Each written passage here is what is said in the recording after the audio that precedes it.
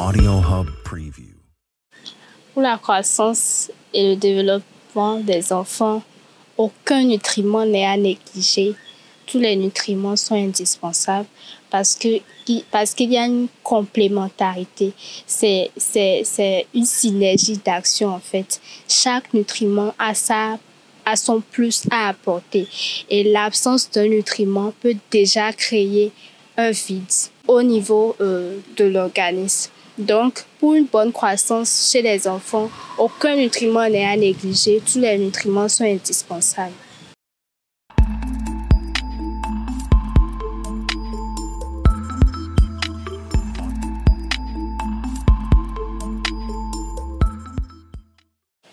Une bonne alimentation peut aider les enfants à bien grandir.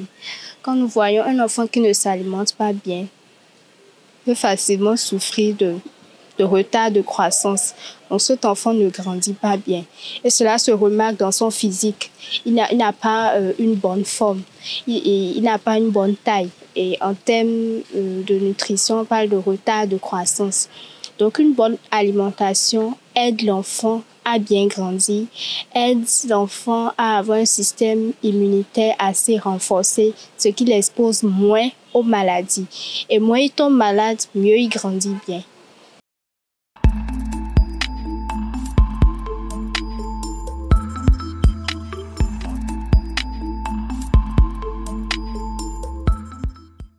Un enfant qui ne s'alimente pas bien, qui subit une mauvaise alimentation, est exposé à plusieurs risques sanitaires. Il peut faire un retard de croissance, donc il ne grandit pas bien. Cela peut agir sur sa croissance cognitive et cet enfant peut être exposé à des maladies puisque son système immunitaire ne serait pas assez renforcé, donc facilement il tombe malade. Cet enfant peut être exposé à des carences nutritionnelles. Et ces carences nutritionnelles peuvent favoriser certaines maladies. Cet enfant peut, par exemple, faire une anémie. Cet enfant peut également faire de la malnutrition. Et quand on parle de malnutrition, cela se classifie en fonction du type ou de la gravité. Cet enfant peut faire une malnutrition aiguë, modérée ou sévère, ce qui peut agir également sur sa croissance. Un enfant qui n'est pas bien alimenté, un enfant qui est sous-alimenté est exposé à beaucoup de risques sanitaires.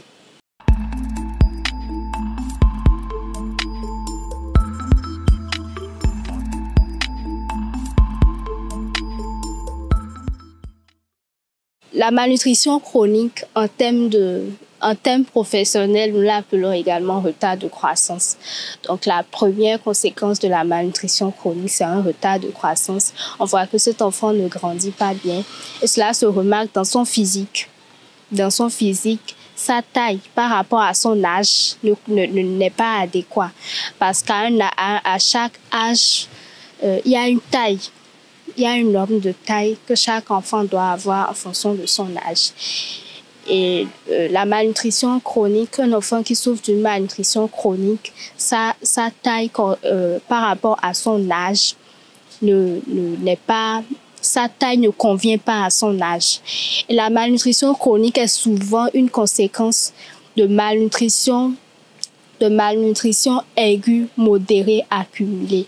Donc, c'est un enfant qui a souffert de malnutrition pendant un bon moment, sur une longue période, qui fait souvent, ce sont ces genres d'enfants-là qui font souvent une malnutrition chronique. Chronique pour dire que ça dure dans le temps. Donc, il a été exposé à une malnutrition pendant un bon moment.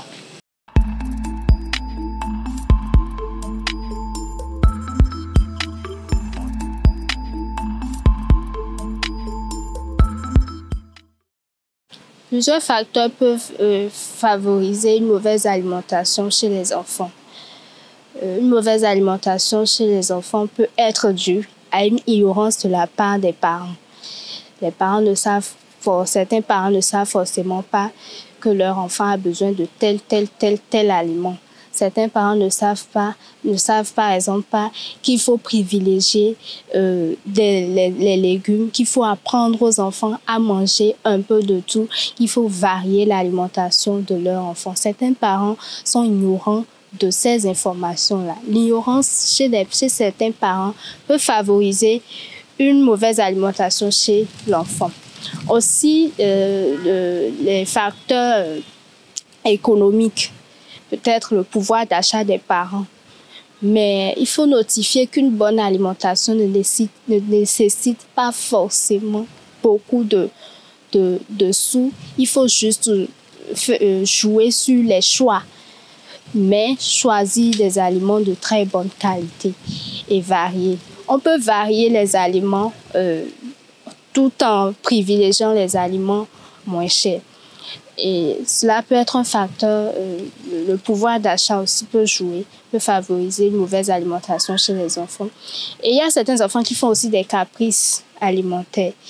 Ces caprices-là aussi peuvent favoriser une mauvaise alimentation chez les enfants si les parents ne savent pas comment s'y prendre, si les parents ne savent pas comment amener leur enfant à bien manger malgré ces caprices alimentaires que ces enfants font.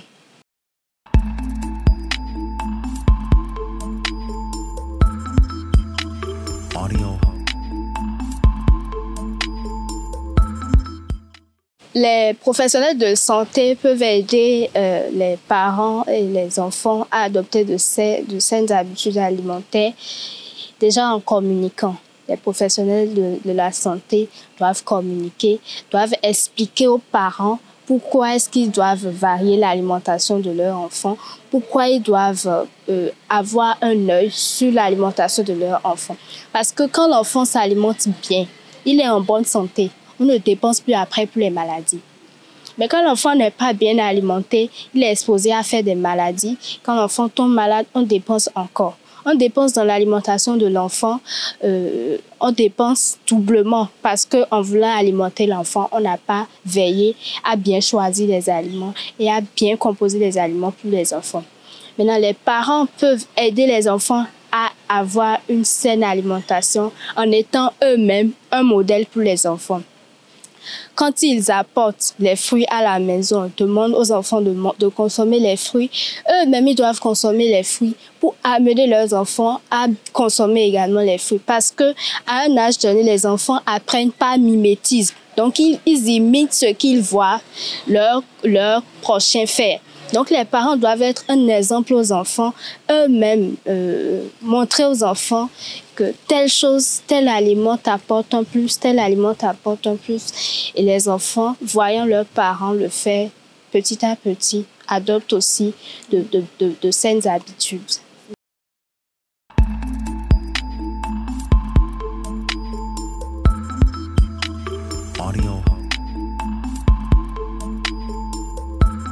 Les carences nutritionnelles peuvent se corriger chez les enfants si cela se fait à temps. Si on n'a pas déjà laissé des séquelles s'installer, on peut corriger rapidement, toujours avec l'alimentation.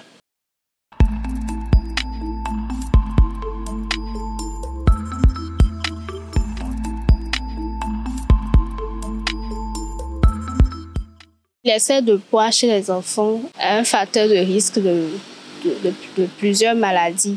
Aujourd'hui, certains enfants déjà font le diabète. Et à long terme, ces enfants-là sont exposés à faire plusieurs maladies chroniques.